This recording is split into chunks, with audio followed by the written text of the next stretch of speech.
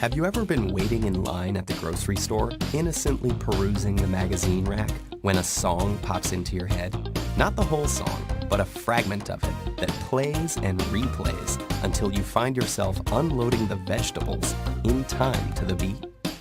You've been struck by an earworm, and you're not alone. Over 90% of people are plagued by earworms at least once a week, and about a quarter of people experience them several times a day. They tend to burrow in during tasks that don't require much attention, say when waiting on water to boil or a traffic light to change. This phenomenon is one of the mind's great mysteries. Scientists don't know exactly why it's so easy for tunes to get stuck in our heads. From a psychological perspective, earworms are an example of mental imagery. This imagery can be visual, like when you close your eyes and imagine a red wagon, or it can be auditory, like when you imagine the sound of a baby screaming or oil sizzling in a pan. Earworms are a special form of auditory imagery because they're involuntary. You don't plug your ears and try to imagine who let the dogs out, or, well, you probably don't. It just intrudes onto your mental soundscape and hangs around like an unwanted house guest.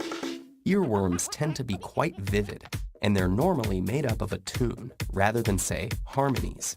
A remarkable feature of earworms is their tendency to get stuck in a loop, repeating again and again for minutes or hours. Also remarkable is the role of repetition in sparking earworms. Songs tend to get stuck when we've listened to them recently and repeatedly. If repetition is such a trigger, then perhaps we can blame our earworms on modern technology. The last 100 years have seen an incredible proliferation of devices that help you listen to the same thing again and again. Records, cassettes, CDs, or streamed audio files. Have these technologies bred some kind of unique contemporary experience? And are earworms just a product of the late 20th century? The answer comes from an unlikely source, Mark Twain.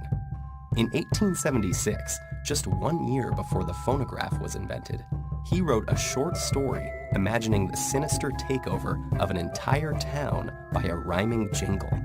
This reference and others show us that earworms seem to be a basic psychological phenomenon, perhaps exacerbated by recording technology, but not new to this century. So yes, every great historical figure, from Shakespeare to Sacagawea, may well have wandered around with a song stuck in their head. Besides music, it's hard to think of another case of intrusive imagery that's so widespread. Why music? Why don't watercolors get stuck in our heads? Or the taste of cheesy taquitos? One theory has to do with the way music is represented in memory. When we listen to a song we know, we're constantly hearing forward in time, anticipating the next note.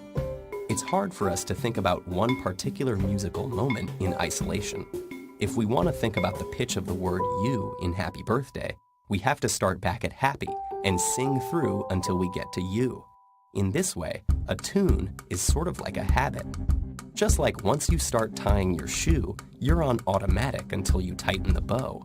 Once a tune is suggested, because, for example, someone says, "my umbrella," we have to play through until it reaches a natural stopping point. Ella, Ella, Ella. But this is largely speculation. The basic fact remains, we don't know exactly why we're susceptible to earworms, but understanding them better could give us important clues to the workings of the human brain. Maybe the next time we're plagued by a Taylor Swift tune that just won't go away, we'll use it as the starting point for a scientific odyssey that will unlock important mysteries about basic cognition. And if not, well, we can just shake it off.